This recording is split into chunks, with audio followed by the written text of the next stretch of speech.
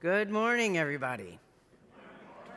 Welcome to you who have gathered here in the building. Welcome to our Plymouth family and friends who have gathered online so that we can be together, whether it's exactly in this time in this place or it's later in the week that you're watching. We're glad to have an extended time of creating community together.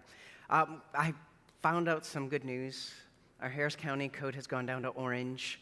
So we're one step closer to yellow, which means we're one step closer to singing, which means we're one step closer to lots of things. So here's hoping and praying that it continues to go down the way it is. So that's exciting. I want you also to mark your calendars. Now, if you literally want to get out your phones and put these in there, I'll just assume that you're not playing a game.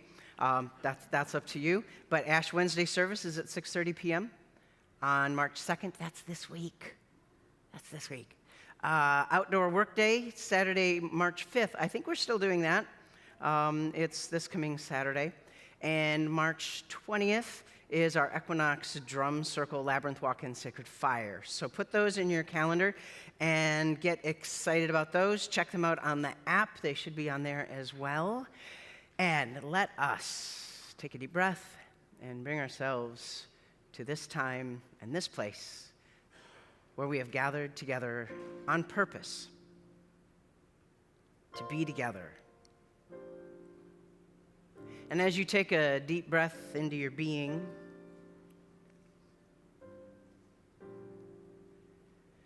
feel what it is to breathe in your body. And know that this is one place where you can be centered, one of several. Your body is, a lot of times we think about it as a vessel that moves us around from one place to another, but it's also a distinction, a way that we are distinguished one from another. We believe that we that we're interconnected, and that God's Spirit brings us all together. But in our embodiment, that is one way where we have a beginning and an end, a distinction, a uniqueness. So, what about your uniqueness? Can you celebrate this morning? What about this embodiment? Can you say, oh, this is good?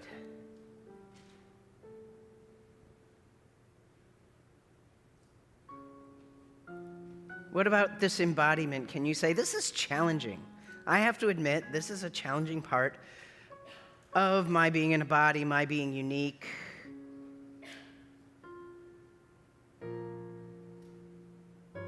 As you get in touch with that, weave in the part that you can celebrate to support that challenge, to uplift it, to strengthen yourself.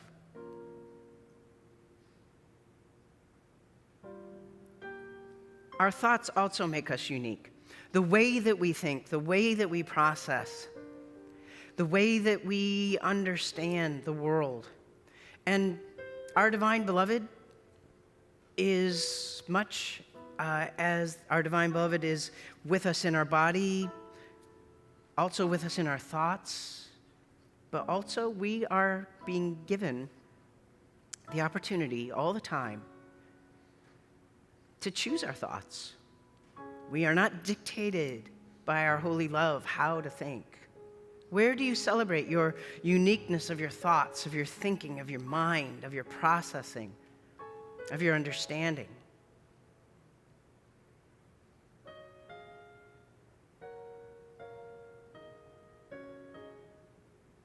Where are the challenges?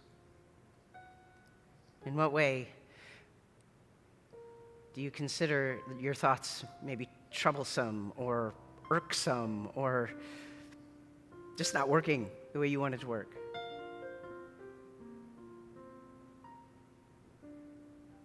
Can you embrace that part of your thinking with the part of your thinking that you celebrate, to support, to encourage, to lift up,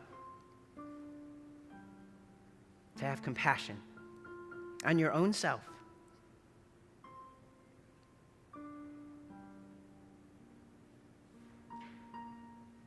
Our emotions are also unique to us. How we process and filter that information, how we take in information from our bodies affects our emotions, but also our emotions affect our bodies and our thinking. Everything is interwoven, and we are affected by each other emotionally. I see all these beautiful posts by people who are engaged with others, whether they're parents and children or partners in life or any number of ways of friendship, and someone will say, you know, pretty much when your life is going well, my life is going well. Emotionally, we are in tune with each other, but also we have our own unique ways of having an emotional landscape. Where in your emotions are you celebrating? Celebrating not just, oh, my emotions are celebrating, but where can you celebrate the kind of emotions that you have? Where are they serving you in a way that it's uplifting?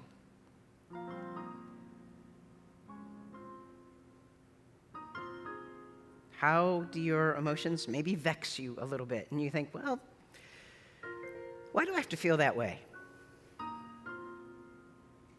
Can you, with those emotions that you can celebrate, that move with you and on your behalf, support the parts of your emotions that you really wish you could figure out better how to have? Because we are filled with conundrums. We are filled with lots of different information that we're processing, stimulus that we're processing. And supporting our own selves as we support each other is important. How does this happen in your spirit?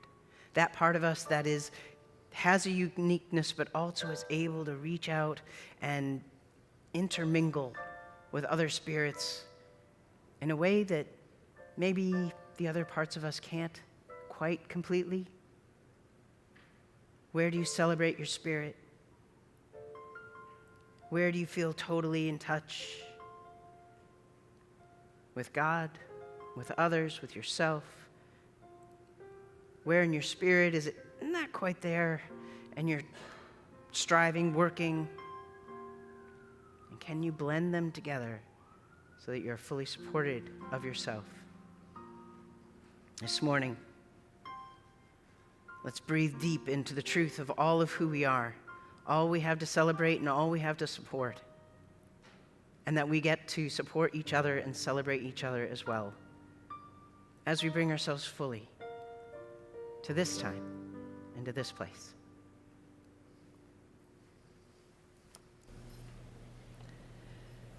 Please join me in the responsive call to worship.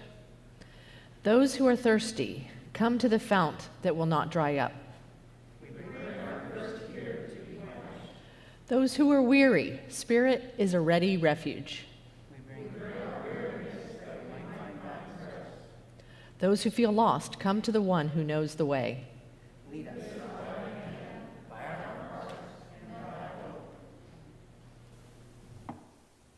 Now is the time if you want to get some rhythm instruments that you can do so. You can jam with Marshall and I as we play. Yes, absolutely.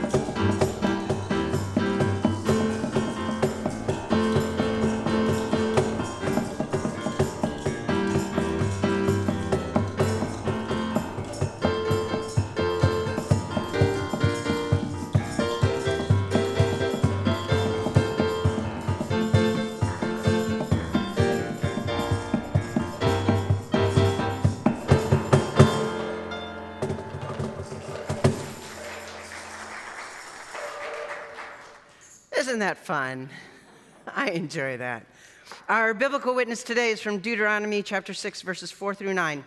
It says this, "Hear, O Israel, the Lord is our God, the Lord alone.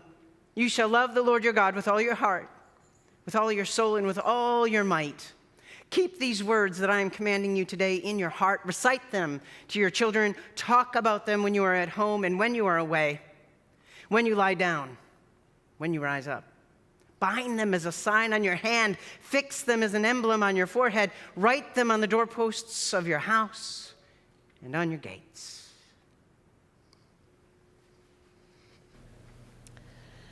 Today's contemporary witness comes from Monica Roberts.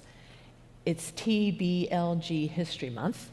And Monica Roberts, whose picture you see right here, she was a local Black trans female activist whose untimely passing in 2020 just engendered a huge outpouring of grief and love from the local community. This is from her blog post from Transgrio, Monday, October 1st, 2012. "As a child and godchild of historians, I have always believed it is important to know your history.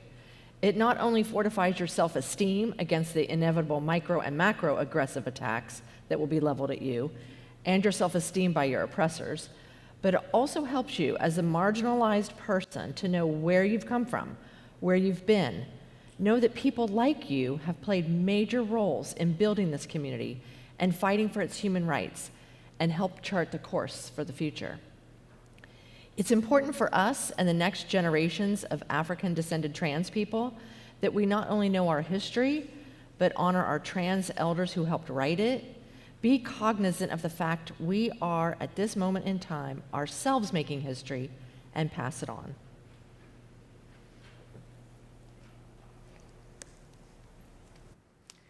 We are the stories we tell. Whatever you rehearse in your mind over and over becomes your mind's reality. It becomes your reality. The writer of Deuteronomy knows this. They tell the people of Israel to put their story everywhere they can so that they can see it, hear it, remember it. This will help them tell the story to their children and grandchildren and to all generations. The story will be something that gets passed down not only through their words, but their actions and their symbols as well. Tangible stories that they can absorb in multiple ways. We do this too, as Christians, as people of faith. For instance, at Plymouth during Christmas time, we have our Christmas tree, all of those symbols hanging in front of us. And we try to remember what they are, what they mean. Each Sunday and at other times, we have altar tables like these. Our garden and our labyrinth here are symbols of our faith as well as actions of ministry that we take. At home, what do you have going on at home? Maybe knickknacks that you put in the windows to remember fondly times that we went on vacation. Maybe you have the last memento a loved one gave us before they died.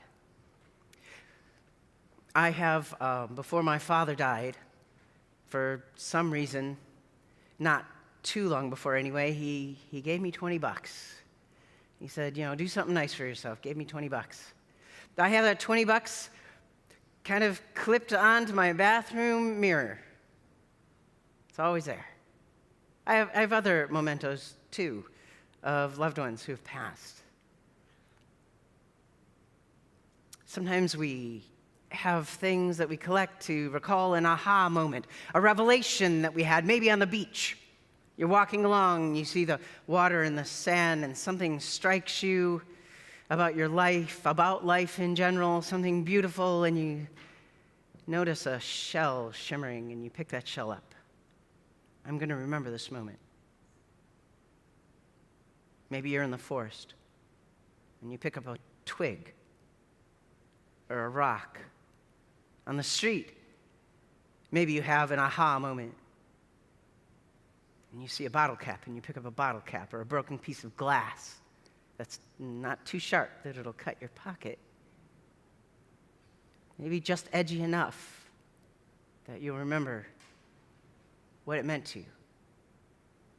We take pictures endlessly now in order to bring back memories, to remind us of the stories we want to tell ourselves, stories that we want to hang on to of the past to shape our future. These visual cues help to adjust our footing in the present so that we walk in the way we intended to when we had those influential moments. I had a fishing sinker. Anybody here go fishing? Do you know what a fishing sinker is? Okay, lots of nodding. Hopefully you on YouTube are like, yeah, we know all about fishing. Good. So I had a friend many years ago who gave me this fishing sinker, and apparently they're made of lead most of the time. So in the Pentecostal church, we had a phrase about whether or not you felt led by the Spirit. And he's like, sometimes we think we don't feel led to say a kind word to somebody here. Take this, put it in your pocket, you'll always feel led. I kept that for about 10 years in my pocket before I passed it on to somebody else who needed to feel led all the time, as often as possible. It was a reminder of how I wanted to live, the choice that I made of how I wanted to live, a decision that I made that is so easily forgotten in the present, in the conundrums that we're in the middle of. How is it that you want to feel led? What is it that you hang on to say, oh yeah, that moment. That's the moment. That's one of the moments. The writer of Deuteronomy is telling the people, this is the moment you want to remember. Take these and make visual cues out of them to remind yourself that you have been influenced in this moment. Make it your story. Make it the story of future generations. Monica Roberts was a storyteller. She was the influential writer of the blog Transgrio. So here's another excerpt from an article. This is one that she wrote in January of 2006. It's called What's a Griot? She writes, it is said that when a griot dies, a library has burned to the ground. They are mainly present in the West African countries of Mali, Gambia, Senegal, Guinea. There are also griots among the Mandi, Tukulur, Wolof, Serer peoples, and Mauritanian Arabs. A griot is not just a human library, storyteller, historian. They are all of these things, and they are more. Griots are visible and tangible human link to the past. They are someone who not only could be touched, but could touch you with stories and facts that enlighten you and others about who you were and are as a person.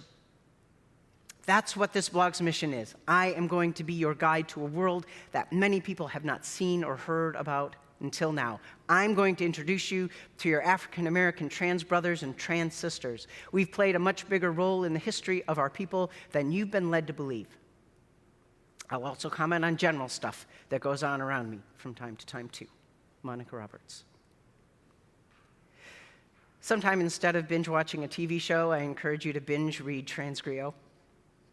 Monica Roberts died suddenly, as Jane said, at the age of 58 in October 2020 from complications of a pulmonary embolism that she didn't know she had. Luckily, while her internal library is no longer with us, she has left us with a mountain of thoughts, of information, and of inspiration. Through her inspiration and the inspiration of others like the writer of Deuteronomy, what will we make of our lives? How will we shape our future through the stories we tell others and ourselves? In the excerpt that I read, she says, I'm going to introduce you to your African American trans brothers and trans sisters. We've played a much larger role in the history of our people than you've been led to believe. She's also credited for bringing to national attention the tragedy of violence against the transgender community. She tirelessly worked to name and gender correctly those who had lost their lives to violence. That's not an easy job, friends. Monica is a great example of how to tell the full truth. Not only telling the tragedies or the triumphs, but allowing room and making room for both. Telling people the history that you don't know, that I'm going to be revealing to you, is powerful and amazing, something that should have been told you a long time ago, and there's this terrible truth that I want you to know too, but we're not just victims. We're also people that have been strong to be celebrated. All of that is true. I believe in shaping the future for the best possible outcome. Telling stories of triumphs and keeping altars to remind us of our strengths is incredibly important. We can move forward into a powerful future, recreating ourselves when we need to. I don't believe in fabricating a perfect past, though, and building the future on a hollow foundation. Neither do I believe in hanging on to our tragedies or the missteps of our past so that we end up spiraling downward. As with so many things, we have to think in terms of both and, which can move us toward a more powerful so therefore. What do I mean by so therefore? Well, I can tell you that whenever I do a moment like this with you, where I'm writing so that I can talk to you about what I've been reflecting on in my heart the past week, I always think, what is my so therefore? So what? What have I got to say? In other words, because of all these things that are true, because I and we can grow from situations, negative and positive, therefore, we will create our future based on the truth of the past, the good and the bad, as well as the truth of who we can become. How does this help us as people of faith? Going back to Deuteronomy, we see that it isn't just our own will and wit that helps us create the future.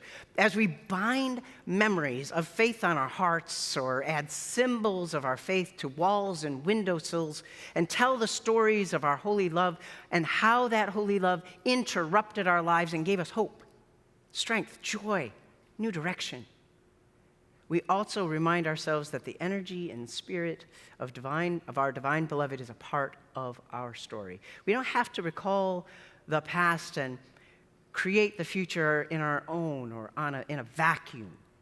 The divine spark, the universe creator, the love that connects us, the presence, however you imagine or name the one commonly called God, is with us in our own becoming and with us as we work to reimagine this world.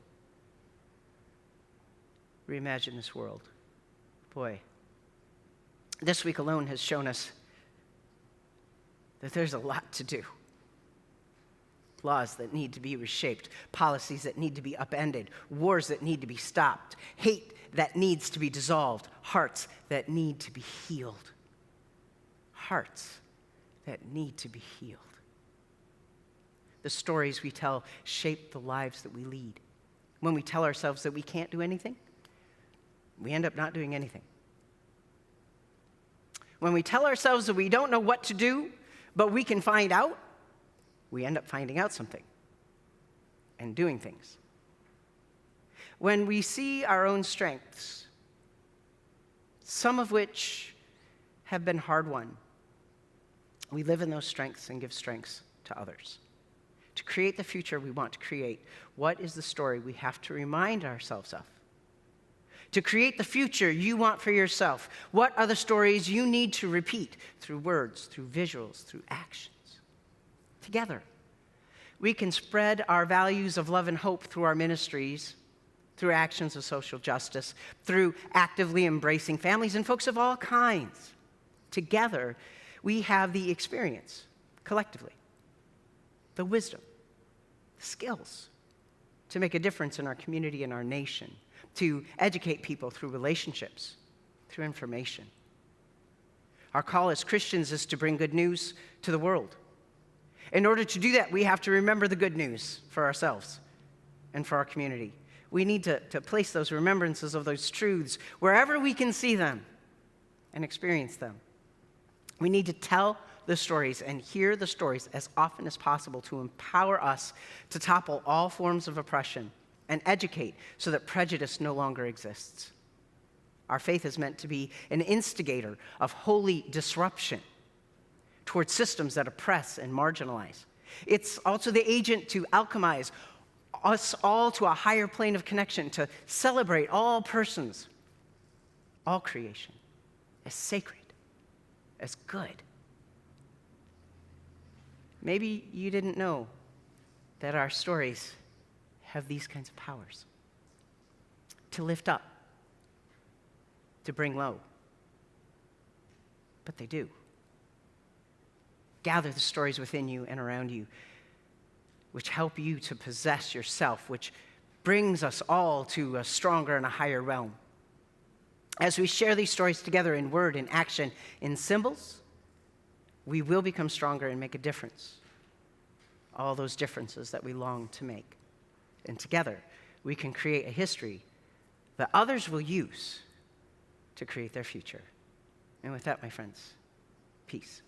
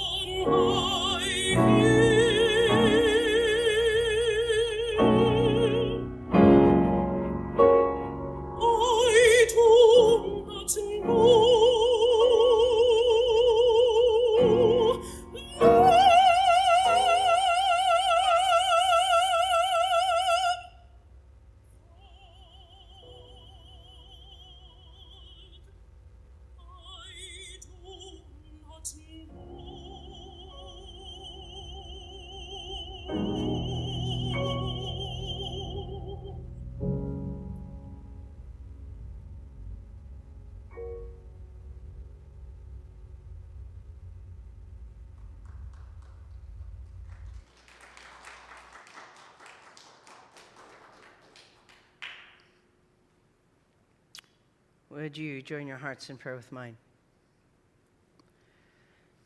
Holy Love, there's been a lot of stuff going on this week, and some of it's been, there's been some good stuff. There's been some hard stuff as well. Without really knowing how to pray, because our words are so limited, we lift up our spirits for the people of Ukraine, and for the people in Russia who are resisting the war that's going on there, and for all the hearts that need to be healed. And in our spirits, we lift up the need for transgender safety because of some words spoken by government officials, directives made that will harm families and children who are trying to love one another and support one another, to be their true and authentic selves. We also lift up families in our congregation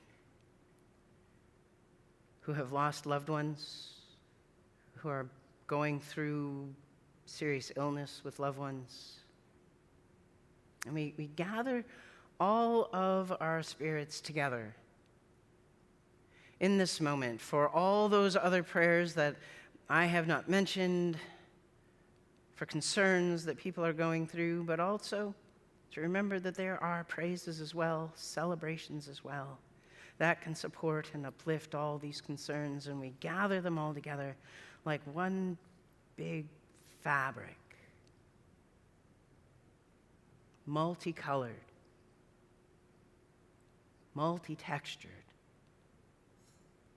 and we rise it up into the spiritual realms where holy love resides, to say, look at this and do not forget, this is our symbol to you, to interact with us, to make a difference and to help us make a difference in this world. May your Spirit be a divine spark and a holy interruption for goodness, for love, for hope, for inspiration, for people to go against the grain when they know that they can be a force of love and caring in the world. And on this last Sunday of Black History Month,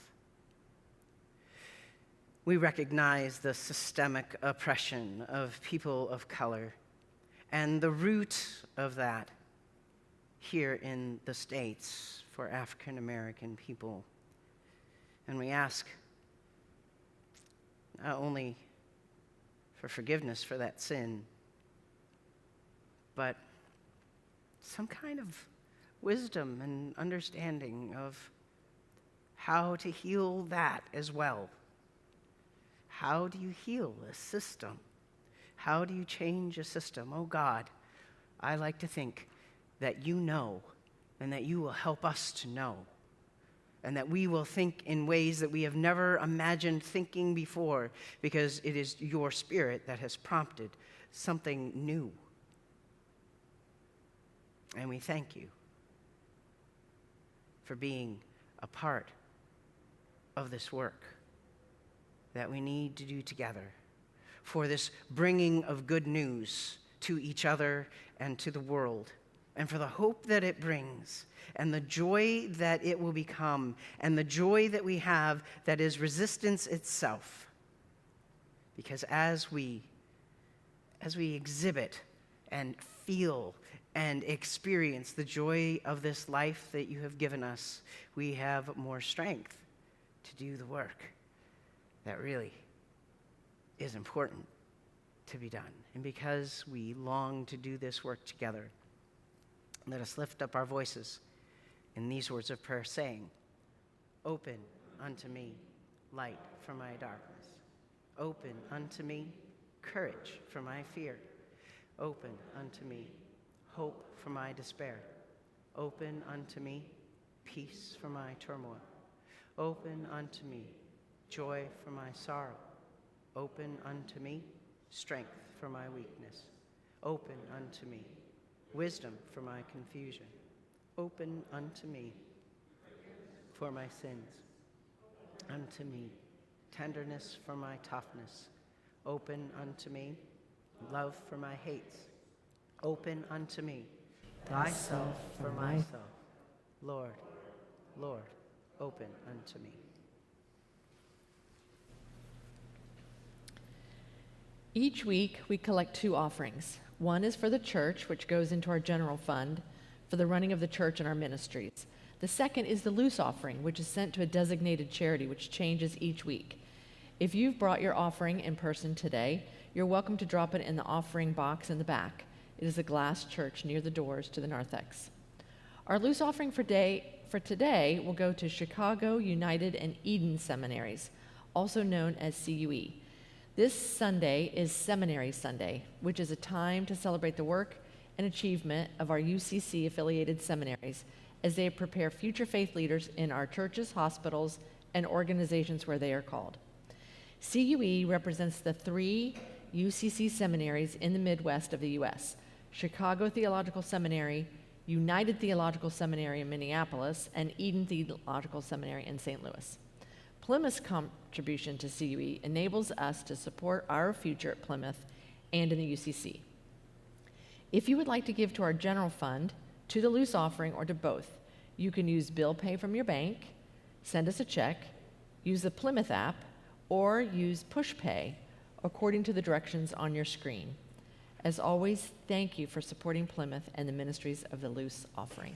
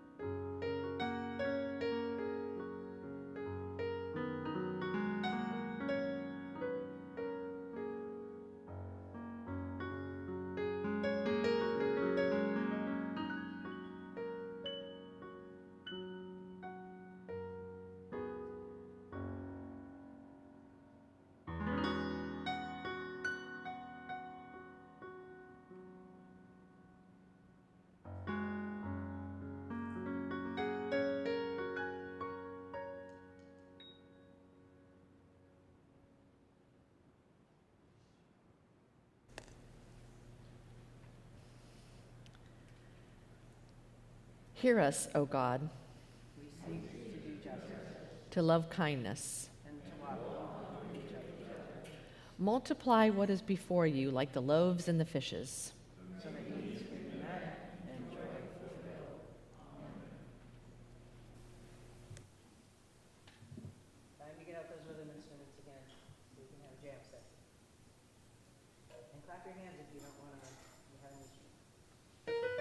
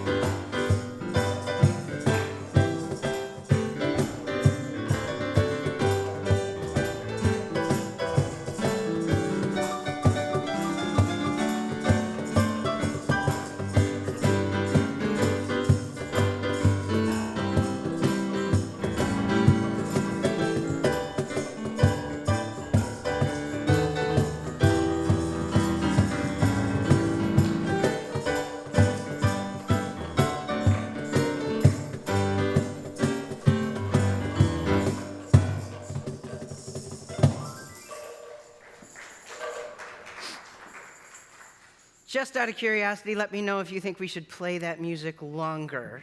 If you're just getting in the groove, okay, I got one vote for longer over here. All right, so we'll start playing them longer. I felt the groove. I don't know what's happening for you folks at home, but I hope you're getting into it too, because we certainly are here, and hope you're clapping along, whistling, singing, doing whatever it is that works for you. So thank you all for being a part of this joyous experiment that is Plymouth United Church, that is this kind of Christian experiment as we try to bring good news into the world.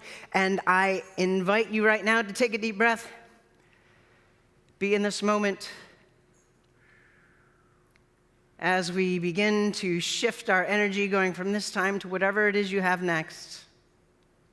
Knowing that out there in the world there's lots of good. You know, I talked about some hard things. There's lots of good people out there. There's lots of love, there's lots of friendship, there's lots of joy, there's beauty. I've got peas in my garden bed at home that are, just growing and growing, sending out their little tendrils, and I look at them and I think, now there's hope. There's hope right there. There's some fertile ground. This is some fertile ground right here too. So whatever it is you need to put on your doorstop, whatever it is you need to put on your bathroom mirror, whatever it is you need to hang from your rear view mirror in your car, it's not too long so it doesn't smack you in the face, but whatever it is that you need to put up as a visual to say, there's a reason that I'm spreading good news in this big, beautiful world that I call home. And there's a reason that I'm working hard to make it a bigger, beautiful world that I call home. Do it. Put it up. Be someone that people look at and go, what in the world is that about? Explain it to them so that they can join you, so that we can continue doing this important work together of loving each other right to our frayed edges until those frayed edges come together and are sewn together, making a beautiful patchwork. And the image in my mind is absolutely glorious. I wish I could project it on the screen for you. But I bet you've got images too in your mind that you could project on the screen for all of us that we would enjoy. So go forth in the joy of this amazing life. Go forth in the hardness of it too, knowing that you're not going to go through it alone. Go forth knowing that you are part of something so much bigger than yourselves to support you. Go forth in peace and as peacemakers.